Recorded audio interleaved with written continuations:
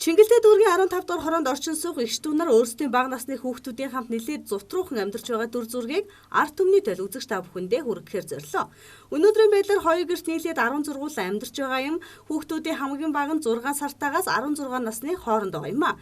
Өрөх толгойлсон эмэгтэй өнөр заяагийн хувьд эгч болон хідэн дүүнэрийнхээ хамт аавыгаа алдснаас хойш ийхүү өнөө хүртэл амьдарч байгаа юм. Өнөөдөр гадаа хасах 30 хэмээн хүйтэн болж байхад 6 сартаагаас 16 насны бяцхан хүүхдүүд өмсөх хувцсгүй. Төлөг түлээгүй зуны дан давхрахтаа гэрт амьдарч байгаа дүр зураг нэг иймэрхүү байгаа юм а.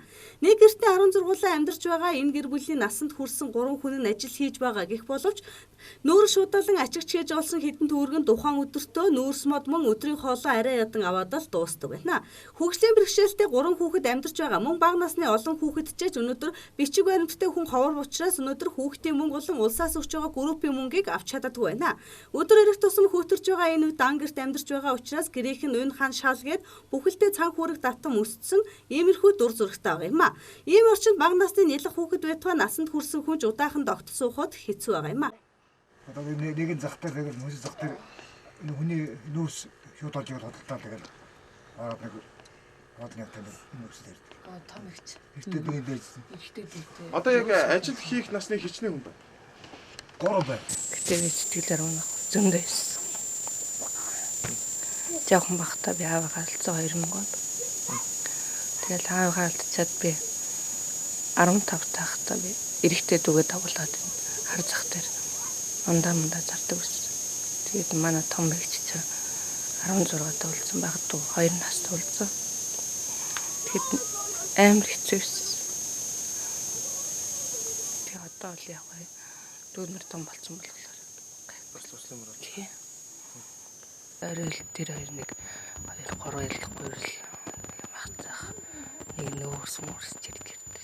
Олж байгаа мөнгө нь өдрийнхөө хоолыг л авцааж байгаа. Өдрийнхөө хоолыг л авцалдаг гэсэн нэг 12 мянга чи юу болох вэ? Тэгээ бас нөөцөд олдох байхад төлж байна. Оо би бол та хаам уу гэдэг шүү дээ. Заримдаа дулаан байлаа. Заримдаа өөрөө дэнжимэн гарч төлөх цаас мас түүж ирдэг.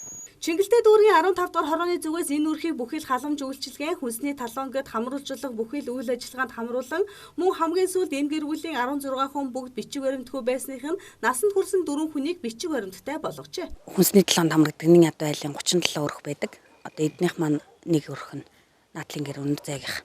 Тэгээд насанд хүрээгүй 3 хүүхэдтэй, 2 нь хөгжлийн бэрхшээлтэй, нэг нь одоо бага насны хүүхэд байгаа.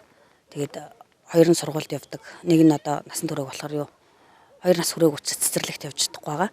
Тэгээд нээж нь болохоор бас хүнсний талон хөгжлийн бэрхшээлтэй хүүхдүүдийн мөнгө энтер гэдээ авдаг. Тэгээ хорооноос үзүүлж байгаа тусламж тэмдэглэг гэх юм бол бид нар бас нэг сайн үлсийн аянд нэгдсэн нэг залуучуудтай хамтарч өнгөрсөн 7 хоногийн 5 дахь өдөр нэг хувцас төлөх төлөө гурил эдгээр авчирч өгч тусалсан байгаа.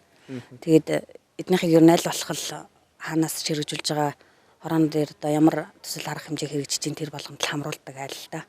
Айл юм нэг байгаа. Тэгээд ажил хийх насны уг нь 3 4 хүн байгаа. Тэгээд чадхаараа бас ажил хийц хэдгэл юм шиг үлээ. Тэгээд зарим нэг нь салин мөнгө өгөхгүй энтер гэж байдаг л.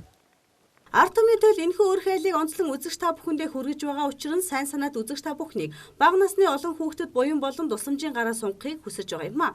Өвлийн хүйтэн өдрөлд өмсөх хувцсгүй дан гэрт амьдарч байгаа эдгээр хүүхдүүдэд дулаан хувцас, гэрийн хүчлэг, дулаалга юуны төрөнд хэрэгтэй байгаа юм а. Тиймээс сайхан сэтгэлд ард түмээс тусламжийн гараа сунгахыг TV8 телевизийн зүгээс хүсэж байгаа юм а. Үзэгч та бүхэн энэхүү өр хайл болон эдгээр бага насны олон хүүхдүүдэд тусламжийн гараа сунгахыг хүсвэл TV8 телевизийн 19-1952 31 56 80 утсаар холбогдох боломжтой юм а. Өдрийн тойлд уян мэдээллээ.